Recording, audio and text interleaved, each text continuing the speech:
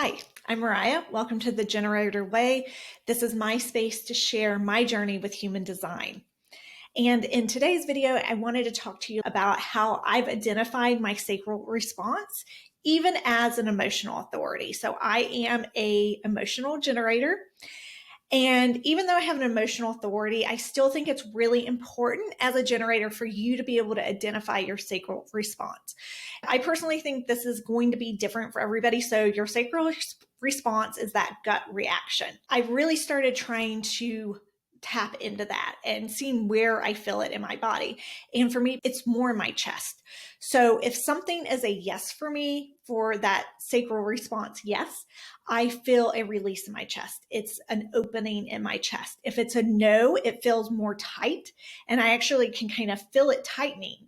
So that's been a really interesting part of my experience is identifying where I feel my sacral response in my body. And I think for other people, it can be in their stomach or their what they refer to as their gut. It is your gut response. I think we all can identify it a little differently. A core part of human design is really trying to get out of your head, especially for generators and manifesting generators, and tapping into that instinctual response in your body. So it's really good to figure out where do you feel that sacral yes, even if you're an emotional generator. In human design, they do say like your emotional authority outweighs your sacral authority. But how I view it as really your emotional authority, that emotional wave, is kind of just muddling your sacral response. So I do really think it's important that you identify where your sacral response is. And how I approach this with my human design experiment is I check in for any decision. What is my sacral response in that moment? As soon as like somebody asks me to collaborate with them or to join a podcast or whatever it might be, it's checking in with, okay, do I have that immediate release in my chest?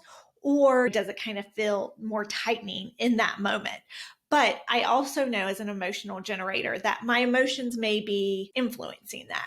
So I may just be really in the moment and super stoked to be on the call and being my extroverted self in that moment. So I'm more likely to say yes to somebody if they're asking me to do something. I know I can feel for that sacral response, but I need to wait and say, can I get back to you tomorrow about that? Or, when do you need a response by?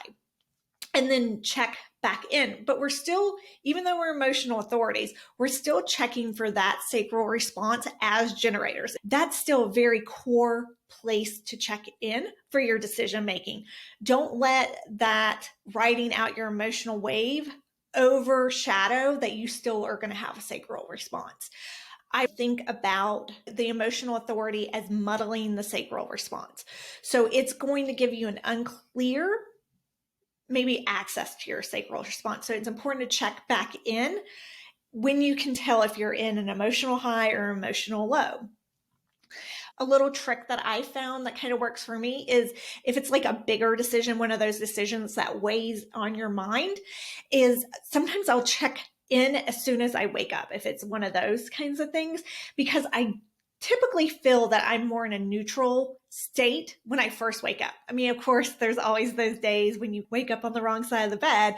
And I definitely have those days where I kind of feel low and it's like, ugh. And basically nothing's going to sound good to me in that space.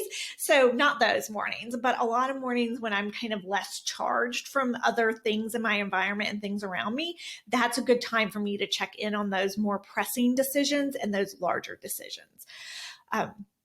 So anyway, that's just been my experience with kind of finding that sacral response. Where does it live in your body? And then also knowing that your sacral response is still really important, even if you're an emotional authority.